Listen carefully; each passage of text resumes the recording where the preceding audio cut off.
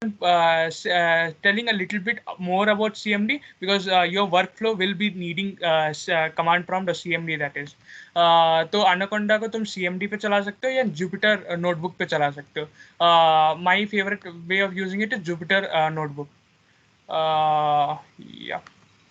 Yeah. So basically, before going to showcase how you can use that or how we will be using that, let me give you some more links. These links are for some of the courses that I personally recommend you to do. इसमें मतलब Python के पूरे example के साथ सब कुछ है, like tutorials, examples सब कुछ है. You can pretty much go through all of it. लगभग सब कुछ यूज ही आएगा. मान लो ये जो फ्लो कंट्रोल ये सब वगैरह तो मैं पढ़ा दूंगा. फंक्शंस भी फंक्शंस, ऊप्स, डेटा टाइप्स ये सब थोड़े कॉम्प्लेक्स है, इनिशियली लगते नहीं है, तो मैं मोस्टली थोड़ा स्किप करूंगा ऊप्स वगैरह को. But if you like to learn more about it, you can surely go and learn about it, and it's totally free. और इसमें बहुत अच्छे एग्जाम्पल्स भी है जो तुम करते जाओगे तो अच्छा रहेगा. And again YouTube video visit it as well because lot of people like visual flair जिससे वो बेटर अंडरस्टैंड करें. अब बेसिकली अब मैं क्या करने वाला हूँ is just showcase a few of these functions or few of these methodologies that we use in Python. तो इसके लिए ना मैंने कोलैब लिंक बनाया है. Colab link is something so that you all can use it. Let me just share it.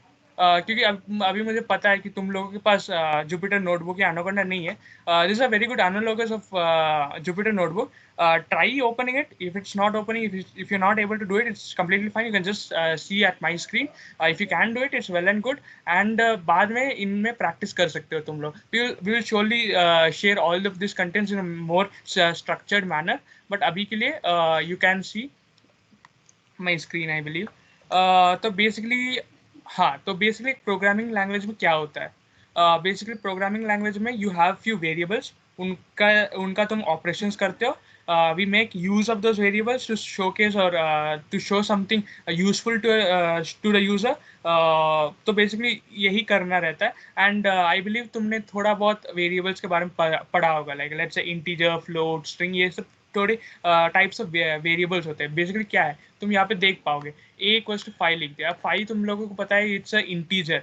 तो हाँ, उससे पहले I would also like to say, अगर तुमने सी प्लस प्लस यूज किया है, if you're not done you can totally ignore the point, but अगर use किया है then you do know you had to do something as complex as putting int of a and assigning it. but Python में ये नहीं है, it's totally automatic. तुम इस a में 5 डालोगे तो it will automatically register that it's an integer.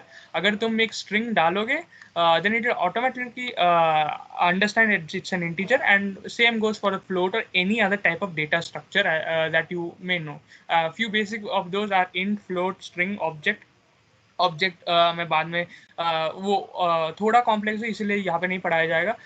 Tuple, list, dictionary और भी होते हैं, वो भी तुम बाद में पढ़ सकते हो खुद से उस वेबसाइट से. बट बेसिकली ये तीन तो जाननी है कि स्ट्रिंग क्या होता है. String is collection of characters. As you can see, W is a character, E is a character. इन सबके एक साथ में अगर हम जोड़ देंगे तो it becomes a string. Float is a floating value, floating point value, sorry 0.66 है तो फ्लोटिंग पॉइंट वैल्यू, तो इट्स अ फ्लोट. अब बेसिकली ये तो डिक्लेरेशन होता है, हम इसे डिक्लेरेशन कहते हैं. अगर a इक्वल्स टू 5 रख दिया तो 5 के वेरिएबल नेम के अंदर, सॉरी a के वेरिएबल नेम के अंदर 5 का वैल्यू स्टोर हो जाता है. Same ghost for b and c. So basically इसे हम इनिशियलाइजेशन कहते हैं. अब ऐसे इंडिविजुअली ए बी हो ना, तो मतलब इन्हें एक्सेस करना या इन्हें यूज करना बहुत कॉम्प्लेक्स हो जाता है. समटाइम्स वी में नीड, लेट्स से एक पूरे क्लास का हमें पूरा मार्क्स स्टोर करना है. अब तो अगर हम मान लो फर्स्ट रोल नंबर पर्सन का नाम आधार है, तो हम उसका आधार मार्क्स लिख देंगे तो वो एक हो गया. तो नेक्स्ट किसी और का नाम रख दिया तो एक बहुत कॉम्प्लेक्स हो जाएगा. किसी को भी फेच करना होगा डिटेल्स, मतलब मान लो एवरेज ही निकालना है सबका, तो सब उसको सारे लोगों का नाम याद रहना पड़ेगा. तो it's very complex. So we do use some very simple things called as arrays that you may have studied in C++. Python में वो नहीं है. Python में list होता है, tuple होता है. List and tuple are very very similar. एक छोटा सा फर्क है. एंड हाँ, तो बेसिकली मान लो हमें लिस्ट बनाना है, जैसे तुम ग्रॉसरी लिस्ट बनाते हो. बेसिकली यहाँ पे तुम चीज़ों का लिस्ट बनाओगे with a comma between them, and you just put a square bracket. इससे वो लिस्ट बन जाता है. एज यू कैन सी, ये लिस्ट है. इट्स मतलब ये टाइप ऑफ फंक्शन जो होता है it showcases what type of the variable it is. ये लिस्ट है, ऊपर का float and store and int था, बट हाँ वही है कि अगर तुम्हें ये वैल्यूज एक बहुत ही नीट फॉर्मेट में स्टोर करना है तो it's simply stored in a format of list और ट्यूपल. और इसे एक्सेस करना लाइक अब जो मैंने कह दिया कि इन्हें स्टोर कर लिया, बट एक्सेस करना कितना ईजी या मुश्किल है that you can C from here. Basically यहाँ पे मैंने अरे 1 लिखा है. तो basically a very key point that you have to know is something called as index. I believe a lot of you know it, what index is, but if you don't, basically जैसे register number होता है ना सबके लिए कि पहले वाले बंदे का मतलब अल्फाबेटिकल ऑर्डर में शॉर्ट कर लो एंड फिर हम ABCD मतलब अल्फाबेटिकल में शॉर्ट कर ले, फिर हम रजिस्टर नंबर 0, 001, 0012 वैसे देते हैं ना नंबर वाइज. यहाँ पे we don't sort it, we just keep it as it is. जैसे हमें दिया है 35, 75, 22, 11 हम वैसे रखेंगे. पहले बंदे को हम 0 असाइन कर देंगे इंडेक्स, सेकंड को 1, थर्ड को 2 एंड फोर्थ को 3. सो इससे क्या हो जाएगा कि we can call each of these values. Let's say array of 1 कर दिया तो इंडेक्स के रीजन में जहाँ पे 1 होगा it will just call in that number. That's as simple as it is. Same goes here. That is array 4 कर दिया तो यहाँ पे ये 67 0 है, 99 1 है, 66 2 है and this is 3 and this is 4. Fourth variable number 5 है and उसने वो print कर दिया. I believe this is clear to all. And same goes to tuple. यहाँ पे जो square bracket था उसे हमने ये round bracket बना दिया तो ये tuple बन गया. I guess you are able to see this. It's pretty simple. Now अभी मैं एक question पूछना चाहूँगा सबसे. What do you think is the biggest difference between C++ and Python? Anybody can answer. And one more thing, we will be evaluating you on basis of your assignment and your interaction that you're having with us in the workshops. So please tell me, what do you think is the main difference between Python and C++? I need answers quick also, please. Bhaiya, C++ is a compiler and Python is a interpreter. Okay. Well, are both of them programming languages? Yeah, they are programming languages, but Python means interprets it line by line, but C++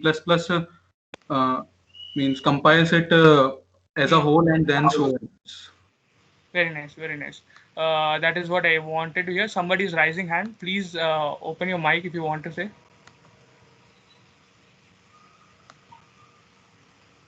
I guess it's fine.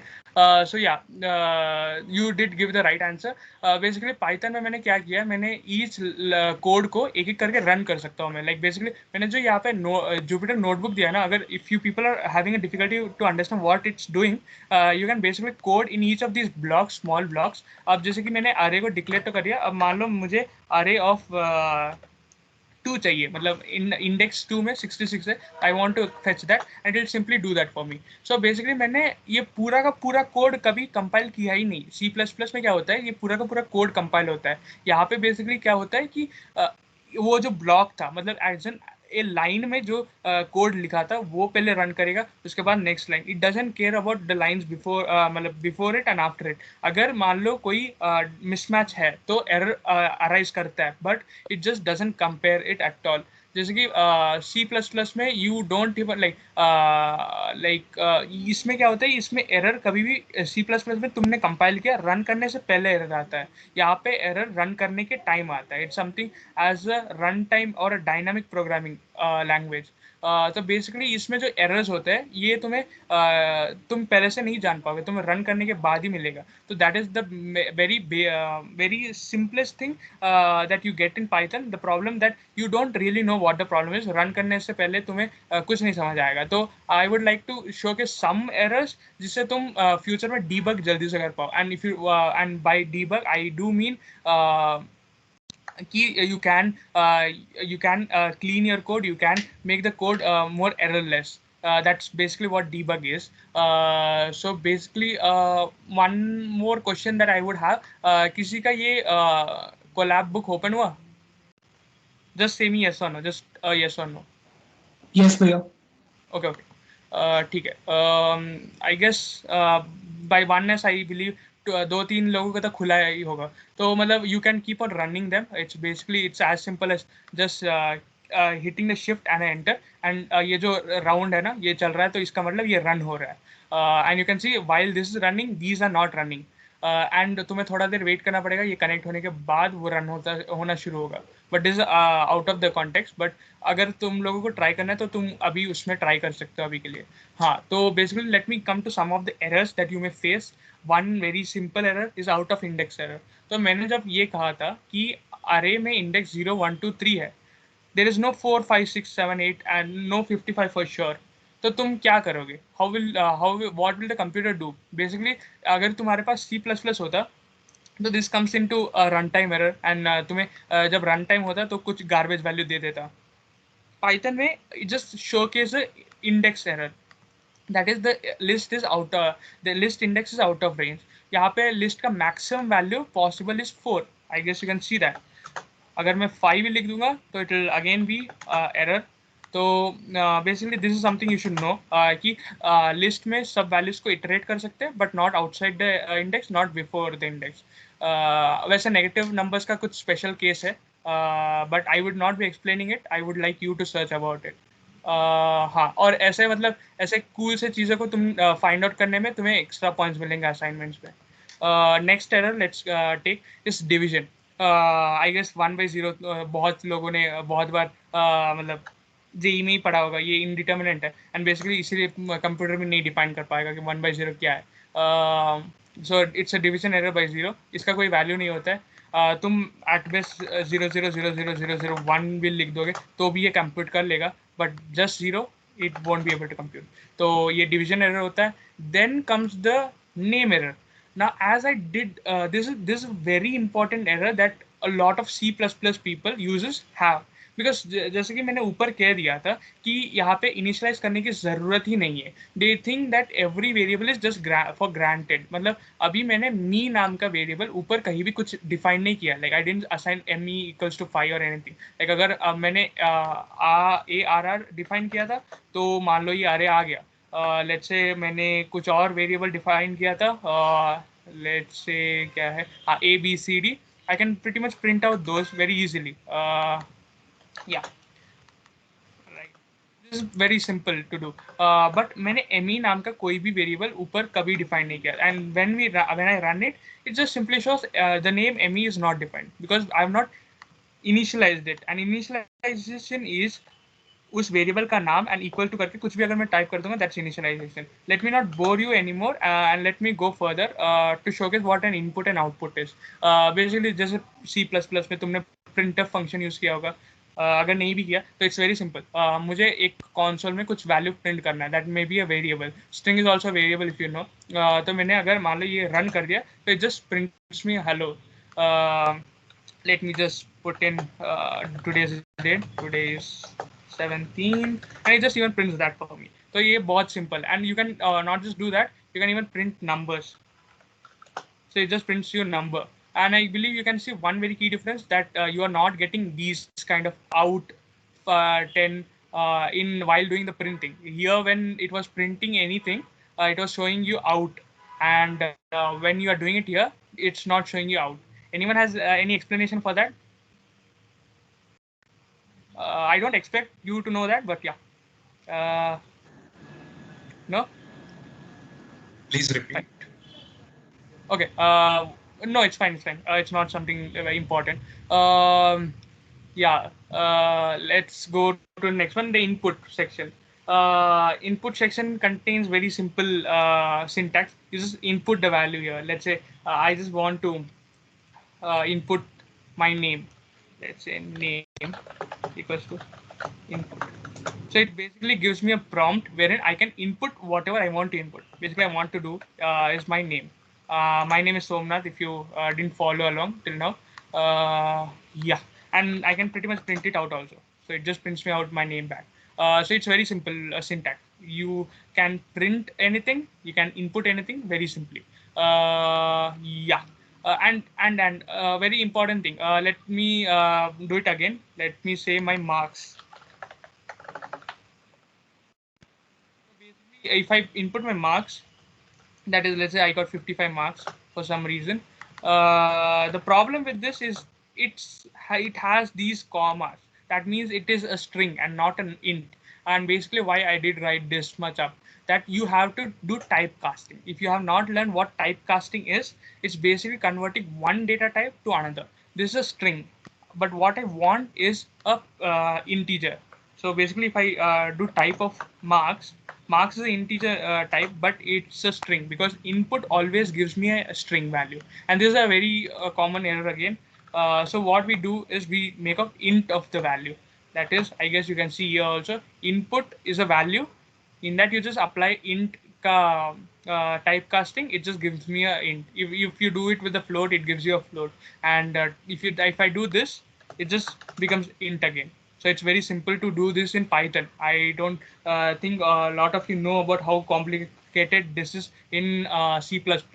I believe you all are not doing CP or anything of so much. Like you don't rigorously do CP. But yeah, if you do so, you know that these have their own functions that you have to learn and stuff like that. But basically, this is something called as typecasting. Then let's come to something which is more natural to you, that is summing terms, subtracting terms. Basically, जब मैंने a and b को define ही कर दिया, तो मैं simply a plus b कर दूंगा, तो it will just print me the sum of it. And same goes to here. I can subtract it, divide it, multiply it, literally any mathematical operation that you can think of, you can do it in Python, and that is the main reason of it also. A nice question that I have for all of you is, let's say, what would be A and B? This is just one and. Can anybody say why it's 4? A is 5 and B is 6. Anybody who thinks they know the answer fast? It is a This. bitwise operator, so you know, we can change the a to its binary number, and Mhm. b also to its binary number. And means one means one, zero zero means zero, and 10 means also zero. So we can use that Very nice. concept. Very nice. Yeah, he's exactly right. Whenever you use just one and, it's a binary operation. Whenever you use two ands, it's a normal operation, but that doesn't exist in Python. You have other operators for doing that. You have basically a and itself for doing that. This is a binary operation, hence you get into the binary of A and B, and hence you get 4 here. You can check it out how it happens, but that's not the main point here. Then let's go into if statements. If statement is the most logical statement you would be using. Now, let me ask how many of you would be saying 5 greater than 8 is true? I guess nobody is going to say that, but the basic point is this is just a true and false statement. 5 is greater than 8. 9 is lesser or equal to 9. If there was just lesser, it would be false. It's lesser or equal, so it becomes true. So basically, we have the power of changing the direction of how the code should go. Either it should do something for when the statement is false, and it has to do something else when the statement is true. In that way, we can control the whole dynamics of the program. Basically, you can see here, let's say I just declared a equals to 40 and b equals to 90. What I'm doing is, if true. Now, basically, this is the most basic if statement you can do. What happens is, if just checks whatever it is given here, is it true or false. If it is true, it is going to print it, or do whatever the statements you have been given. Else it just goes to the else statement. If there is no else statement, it just leaves and it just goes out. I believe a lot of you know what I'm talking about, because I believe you know a bit of C. If you're not, you do go to the website and learn it in much depth and details. But basically, you can see, if I just say if true, this is show statement to print. There's no doubt about it because it's true. And then A is greater than B. A is 40, B is 90, and it's not greater than B. So this should not have happened. Like, this should not have been printed. But yes, the next statement, that is the else statement, surely is printed. Then let us see something that is called as nested if. And yeah, if people are feeling me to be too fast, I can't help. Sorry, you have to cope up with my speed. Else other people would be bored, as Python is very basic, and a lot of you may have learned it by now. So yeah, this is a if nested if statement. Here basically nothing complicated is happening, but let's say if the first statement was false and it comes to the next else statement, like how it did happen here, that the first statement was false and it did come to the else statement, it also comes to the else statement. But under the else statement, I want to exactly parse out the exact test case that I want to go in. That is, let's say here A was 40. I am keeping the first test case to be A is greater than 50, which is not true. It's false. Then let's say A is greater than 40. That is just close. It was just equal to 40. It's close, but no, it's not correct. Then under it, I can see the final case.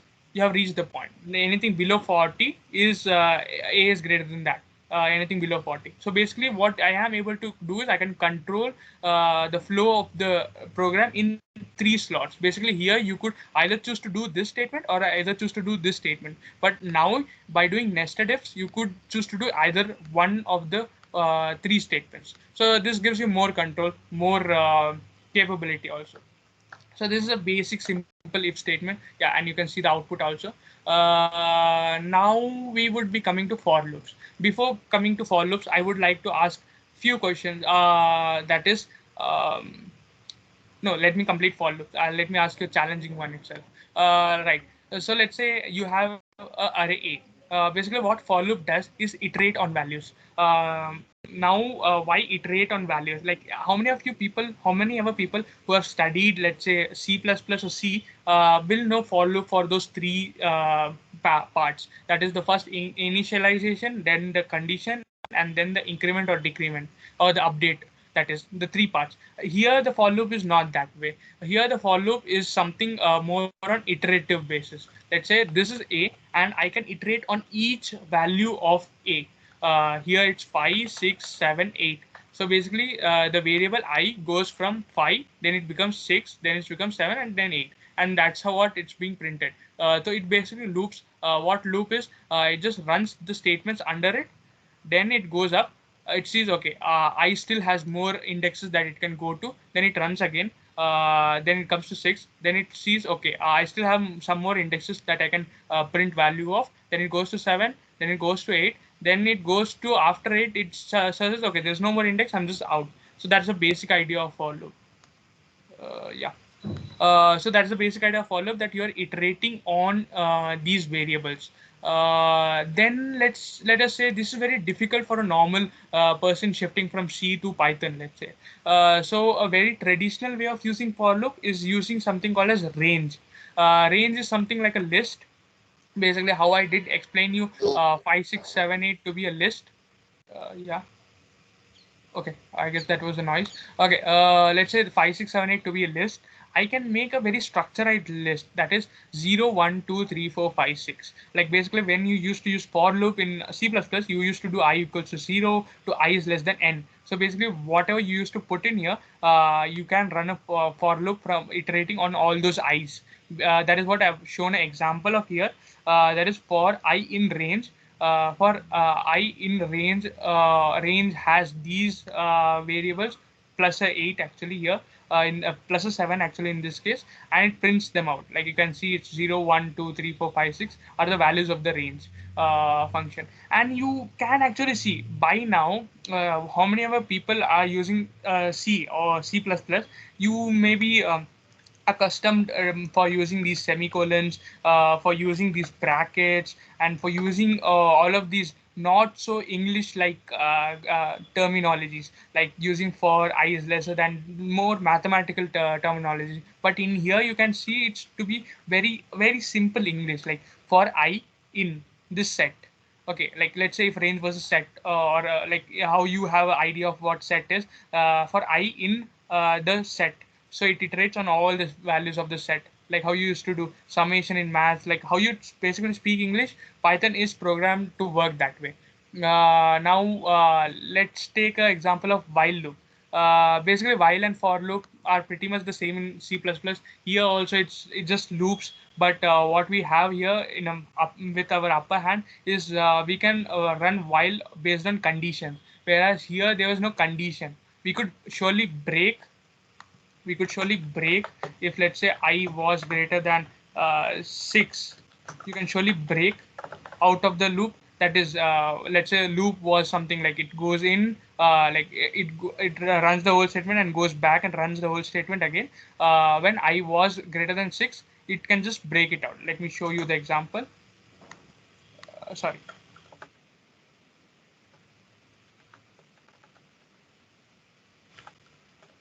Yeah. So I was equal to 6. It just printed 6, and then before the 7 come, it just broke out of the loop and it just went away. Let me show you with another number. So you can see I can put conditions in for loop, but it's little complicated to do that. Then going to the for loop also, it's pretty much the same. You can do a lot of thing here. Basically for I, I have put I to be a variable that I like. I'm printing I and I'm adding I. Now why I did choose this example is to showcase a very simple difference in C and Python. I believe a lot of you who have used C know this operation. This sadly doesn't exist in Python. I know this is the coolest operator, but sorry, it's just not there here. What is there is this. Basically, if you're not able to grasp what the second operator is, it's simply incrementing I. That is, whatever value of I you have, it's just added to 0.1 and you're just putting the value back in I. So that is what exactly is happening. And you can see because I is being repeated twice, we as programmer, we don't like it. We just shift the I and we just shift the equals to that side, and it just does the same work. I guess if whoever saw the output in the previous time, it's pretty much the same. Let me show you to again if you want. Yeah, so it's pretty much the same output. There's no difference. So this is how you use while loop. Basically what happened is here while loop is going forever. You can have a while loop condition up here only. Like you don't have to have this if statement in the whole in the first place itself. Like how you did had a necessary it was a necessary in the for loop. While this is lesser than 1, it just prints it. Yeah. So you get the same output. So this is very simply while loop. Now I guess all of you are still able to follow me. If you're not able to follow me, again, I will like to say that you can try out few values here. For whomever who are able to access this, do try out some values, change in some values, and get to know this. But I believe a lot of you are familiar with this. Next, what I would like to go is just give a small idea of what functions are. The reason why I am very skeptical of adding this is because it's a thing that is very useful, but is something that could terribly give you a very wrong idea of programming in itself. So let's say I will take f of x because I believe a lot of you have used it in math. And what programming is in essence is using mathematics in a way that the computer can understand. So let's say I wrote a function like this. Can anybody say what the function is doing? Whoever Think have It's huh? squaring. returning the square of the value. Yeah, correct, correct. So it basically squares. For people who didn't understand the syntax, I'll just try to break it down. F is a name of the function, like g of x, f of x, h of x, or anything you have. It just doesn't have to be f. It could be something funky. Doesn't have to be that doesn't give any error. It just works because it's just a name. And what we pass in this bracket is we pass in the parameters that it can take. Basically, it can take x in here. X can be anything because again, if you have learned C, you know that you use something like this, right? You don't have to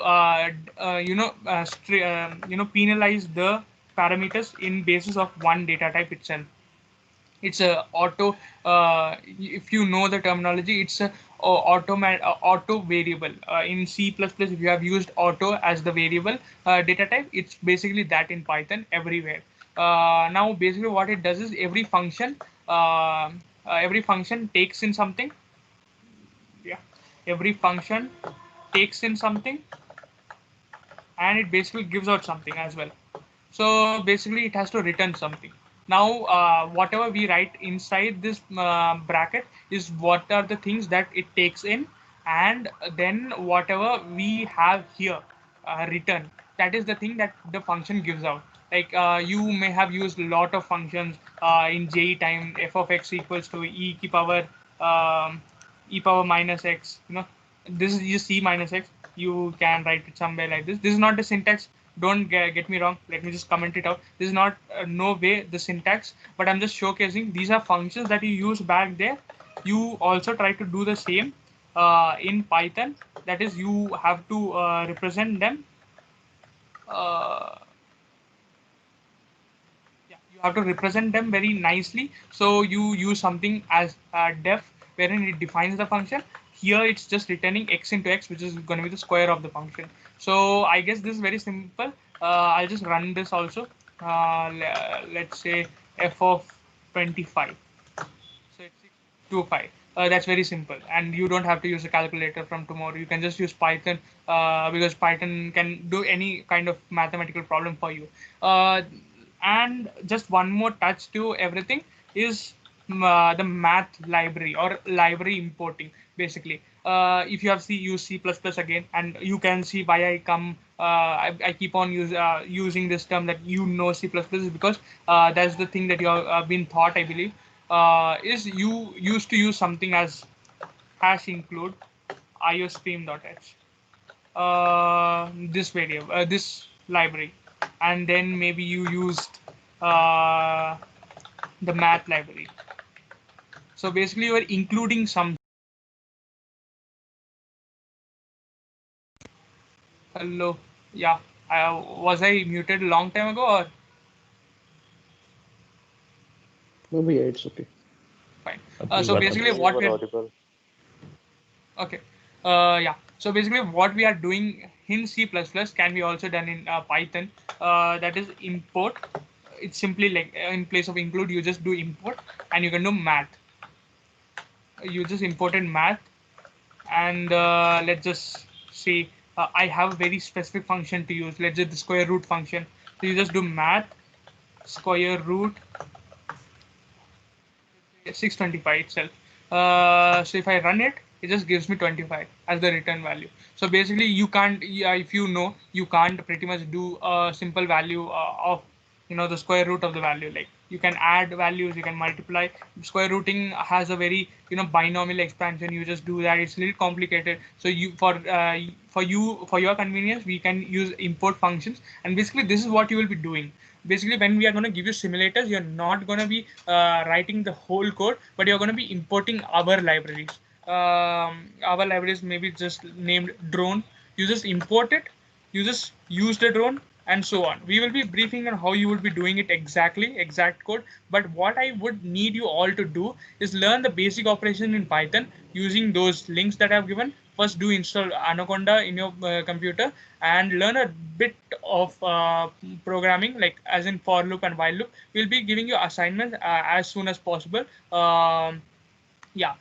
And that was the last slide. Actually, I did had to prepare a assignment for you all guys, but I'm really sorry. I did have some other work and couldn't prepare one in time. But we will be having a session in this week itself, wherein we will be briefing on how to use Git, wherein you have to use the assignment, because this is an online semester. We can't be coming around to all of you and teaching you how to code, or how to what is the error in your code or anything like that. Or even, let's say, WhatsApp becomes totally crowded, if so many people are asking the same doubt. So what we will be doing is using Git, wherein all of you can see all of your codes. Hence, if let's say one code is very general to all of one error is very general to all of others, then you can learn from each other very easily. So that is the basic idea. We will be briefing about it in few days, I believe. Yeah. Now this is just Python. Now I believe you can take a deep breath, because what is going to come next is not just Python. It's like a mathematical part of Python that is called NumPy, and Vishnu is surely going to brief about it very well. But yeah, take a deep breath and enjoy. Vishnu. Well, thank you, Somnath. Hello, guys. This is Vishnu, Electrical Part 2. I hope that everyone of Somna's talk on introduction to Python. And now we are going to look into the most important and widely used Python module, which is NumPy library. Let me present my screen.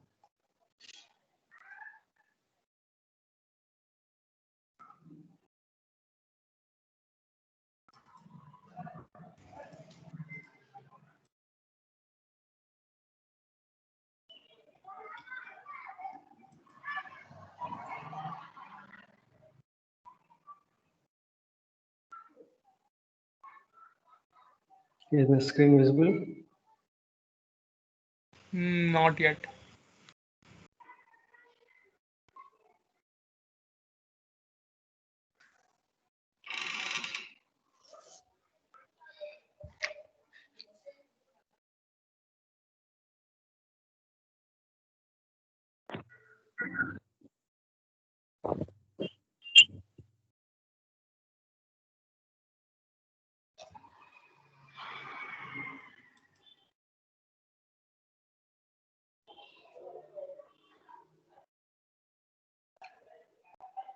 Is it visible right now?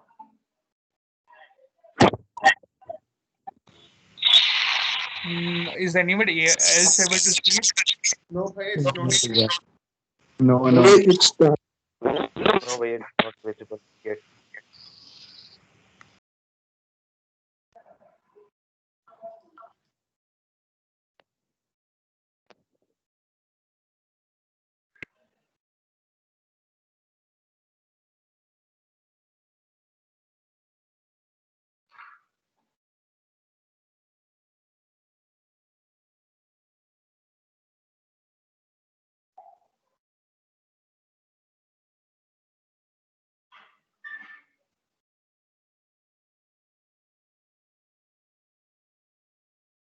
Is it visible now? No, I here. don't know. Vishnu, do you have slides? Link of the slides. I'll present it and you explain. But I have to run Jupyter Notebook now. Oh, right. Okay.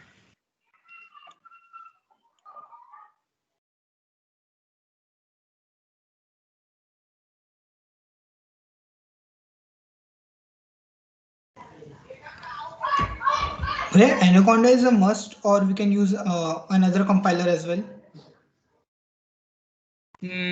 What is the other compiler you're thinking of? Can we use ideally? I'm just now like PyCharm. I'm using that. Okay. See, the problem with all of those is whenever you have to install new things, it's going to be a difficulty. Like if you know the versions of each an individual modules. Okay, fine. He's online. His screen is visible. Yeah, Vishnu. I'll clear your doubt later. You do ask it again, right? Fine. Yeah, sure.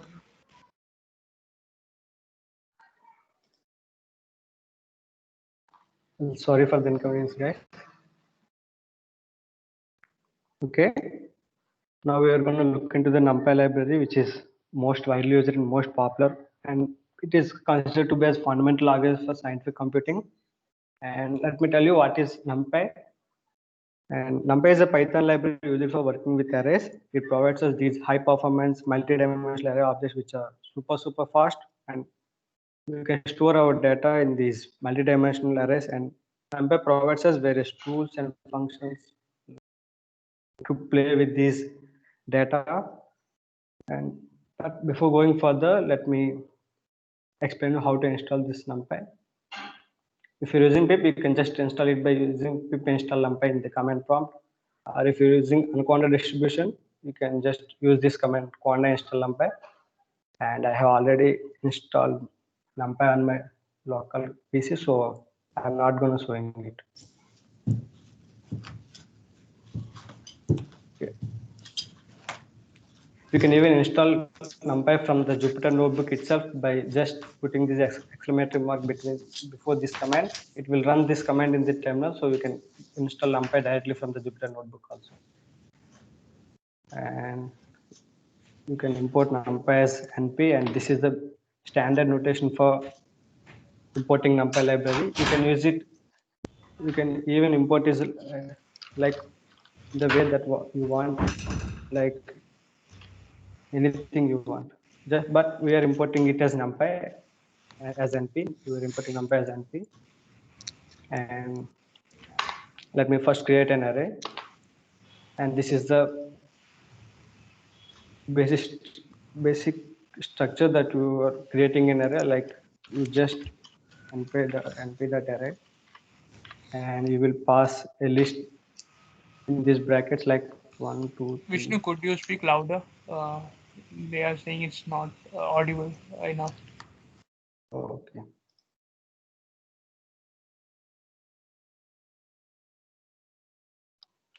And this is how you create an numpy array. And you can see, you can even access these array elements. Like if you print a, it is showing that array 1 2 3 4, and you can even access these elements like same as the list. And you will pass the index, and it will print the element with 0 index. Like I hope that everyone are familiar with indexing. The 1 will have index 0, and 2 will have index 1, and third element will have index 2, and fourth element will have index 3. So it is printing the element with index 0, which is 1 here, 1 here. And it is pretty much similar to list, but the difference between lists and arrays, numpy arrays, is numpy is very fast and it uses less memory to store data, and it is very convenient to use. But I'm not going to explain the theory behind this, and I am sharing this link. You can visit this link and you can know the theory behind this. And you can also create a two-dimensional array also. Like, let me show you. Pretty much similar to the creating a one-dimensional array.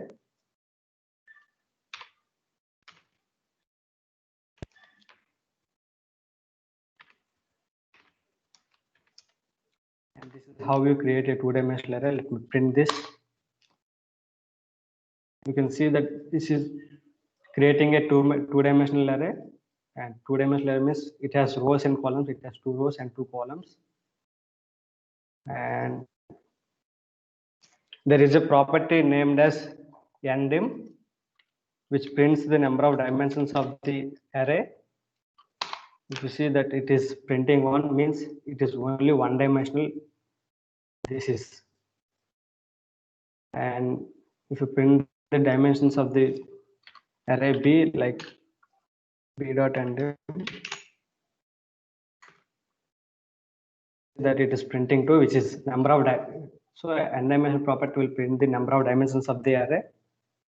And there is also another property named item size, and this will print the byte size of each element. And here it is integer, so basically integer will have byte size of 4, which is int 32. And there is also another property named dtype. It's the data type of the elements in the array, and here it is int 32, and you can even initialize with another type by just putting the dtype while initializing, like dtype equals to int 64. Sorry.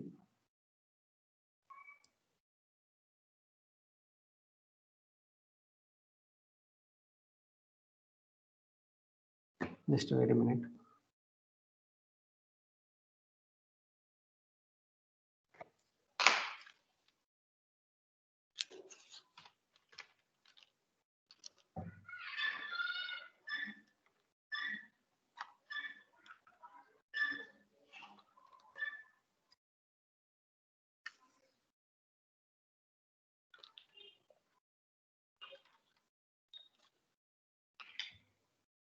But I don't know why this is showing error, and I will explain you later. And oh, sorry.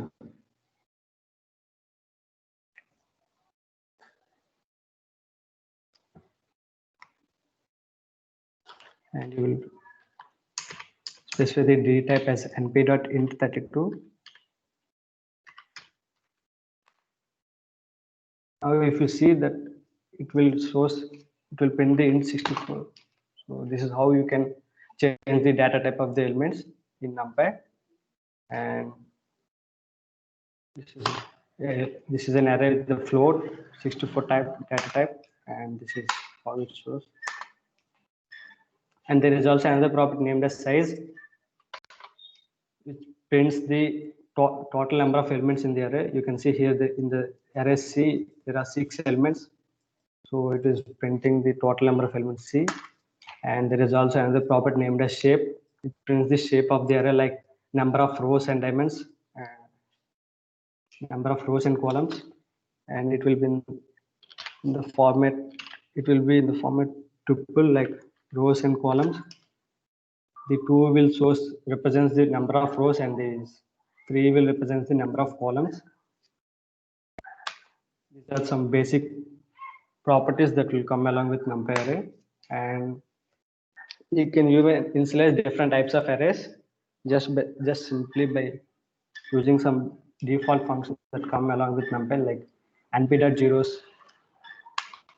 This will create an array that is populated with zeros, and you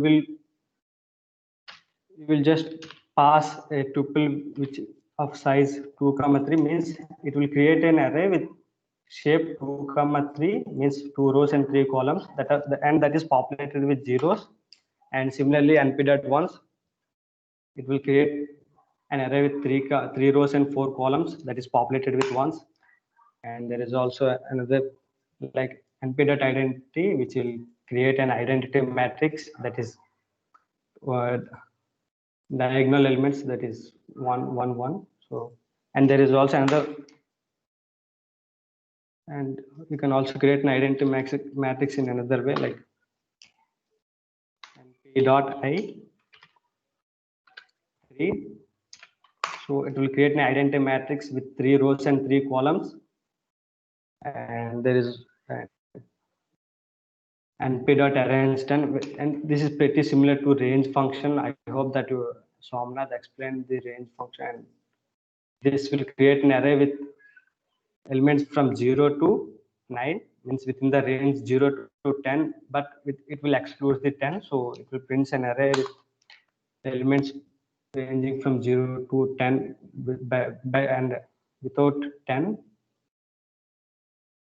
And you can also pass another argument, which is like step function, like it will just print the elements between 1 to 10 with difference of 2.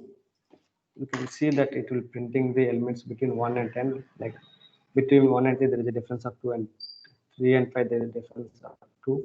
So, and you can also print a certain number of elements between a certain range, which is using linspace, means linear space.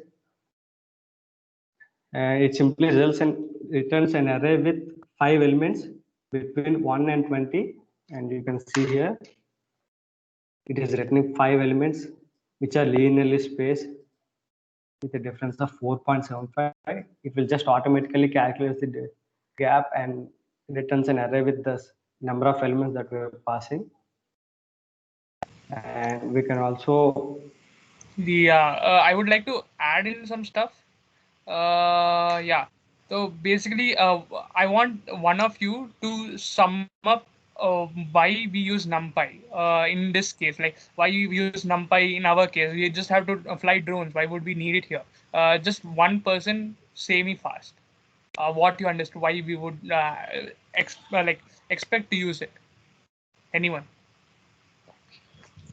We will give the coordinates of every point in array, like something like that. Something like that. Let's say we have points, we have few points, but let's say we are working in a 3D coordinate system, X, Y, Z. Can't we store it in a list and then work on it?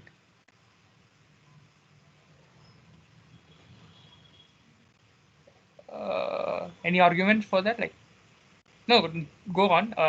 You can be totally stupid out of the box, but I don't I would not give you credits for giving the right answer. I would be giving credits or marks for your courage to talk. So yeah, anyone. Yeah, maybe because we need faster calculation, because the drones, we need faster calculations to allow the drones to correct their paths quicker. Very good. So first, both of you did go in a very good direction, saying you could represent the drone in a very like. Let me sum it up on what your idea was. Is you can easily represent the drone. Like a drone is not just XYZ coordinate. It has a lot of variables. Like if you know a dynamic system, like let's say in physics, you did learn about velocity of the body in XYZ direction, or rotational motion of the body in all the directions, and so forth. So you can write all the equations for the drone. Like we surely didn't brief you about all of this, but this surely is needed at the end of the day, like to model the drone and to put PID. Like if any of you remember that I did say instance of PID many workshops ago, that you can add PID and control it. There are a lot of algorithms, lot of square rooting, lot of multiplication, and a lot of things. For just compressing all of that, you totally use NumPy. But there is one very, very, very big use of NumPy. Like now, what you did, you people did say you can, let's say, like you have 6 degrees of freedom, let's say, and each of them you have a velocity and let's say velocity, displacement, and so forth. So you have a total of, let's say, 30 terms. 30 terms, 30 terms multiplication. That's very, very small. What I would like to show at the end of this presentation is showing Vishnu's idea in a very beautiful format in images. That is the first place, that is the most important place where we would be using. So do go through what Vishnu is saying, get the idea of what he's trying to say, what linear space would do, or anything like that, random or random, what you could actually think of it in a, let's say, in an image or in a real world. So do follow him along. At the end of this, I would try to showcase you how we can actually see it in images. Vishnu, do continue now. Thank you. And there is also another function called as np.full, which will return an array with the Shetland shape. Means if you there, it will take two arguments, which is one is a tuple with shapes, and another is the number that we want to fill the array. And this is basically, let's see, and this will return an array, two-dimensional array with the shape 2 rows and 2 columns, and it will fill this array with the number that we're passing it, which is 88. And there is also a random.rand, which will create a random array and with the Shetland shape, which is 3, 3 rows and 2 columns, and it will populate this with the float numbers between 0 and 1. And you can see that it will vary. And there is also another function called a random.randint, which will create a random array with the Shetland shape that we're passing, and it fill the array with some random numbers between the range that we're passing, which is 1 and 10, and here 10 is exclusive, and it will just fill the array with just between the numbers between 1 and 9. And let's check some mathematics that we can apply with these arrays.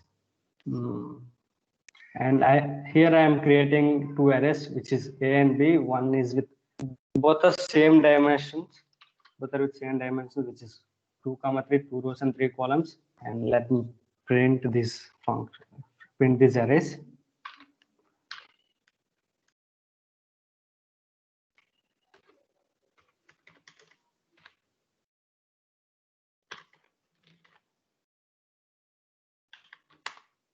These were the two arrays that were created, and if you want the sum of all the elements in the array, you can just, there is a method called as a.sum, means which will return the sum of all the elements in the given array, which is in the A. And you can also pass some arguments called as axis 0 and 1, means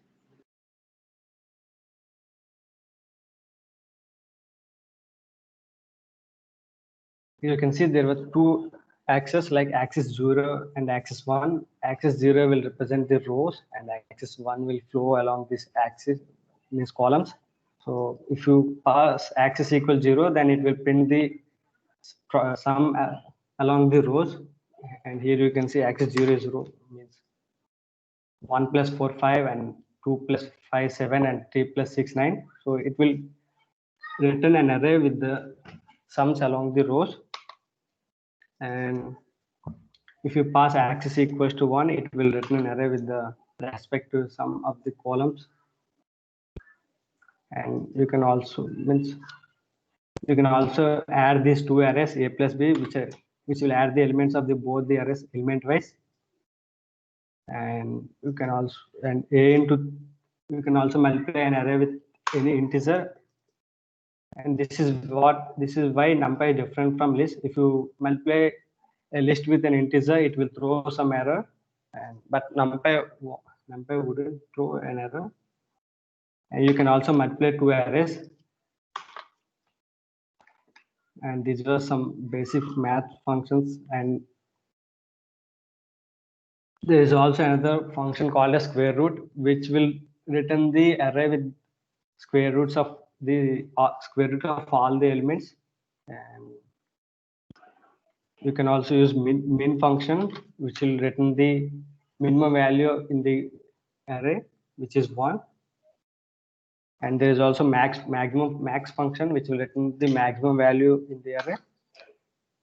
And you can also find out the mean of all the elements in the array using np.mean. And there is also median function.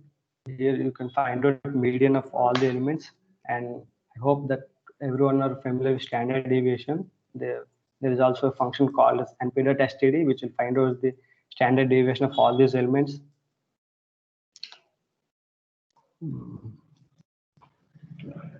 And there is also a dot function, which is matrix multiplication, which is dot product of two matrices. And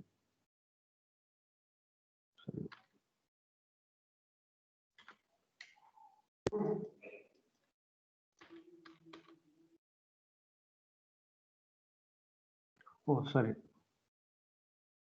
dimensions. Sorry, this you cannot perform a dot product of arrays with the same dimensions. Like,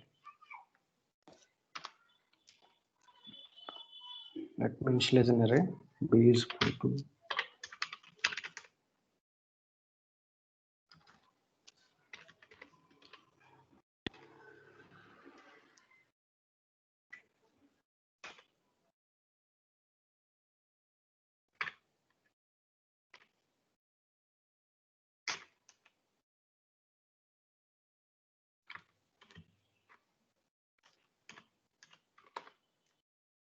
and you can perform the dot multiplication now.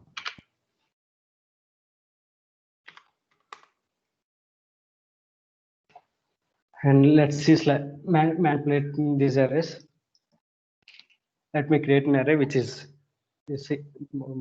one-dimensional array, and you can access these elements much similar to a list. Like, it will print the elements with the index 0 and 1, but it does not print the element with index 2, which is, and also you can reverse index these elements like n of -1, which prints the last element of the array.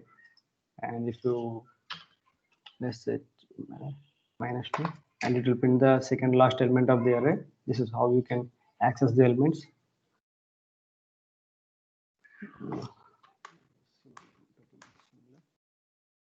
And you can see this is a two-dimensional array, and here you can access these. Let's see if you want to print these 7, 8 and 9, 10. You can just access this through 1 semicolon 3, means it will print the rows from with index 1 and 2 and does not, and it will exclude the 3. And you can see that it is 0 to 2, means it will print the columns from with index 0 and 1, but not with 2. This is how you can access the elements. And you can also reshape these arrays, like using a function called as reshape. You just pass the Vishnu. Yes. Yeah, I guess reshape is not that necessary at this point of time. Because yeah, like I guess even for OpenCV, I don't think they're going to be using all this or stacking or anything. It's little advanced. Yeah, and the time is also done and participants are running. Just before everyone leaves, I would like to show some examples of why you should actually be doing NumPy or be interested in attending these whatever workshops that we are given or workshop that we are giving or anything like that. So I'm just gonna show you some of the contents that when I was in my first year I did see, and then like I was fascinated on what now NumPy is, how like basic maths equation doing so high level stuff. Like the first thing, like the most basic thing that you all would have seen. Like I guess, Bhaiya, I guess if you want to off the meet recording, I guess you can do now. Uh, yeah, yeah. So basically, this is the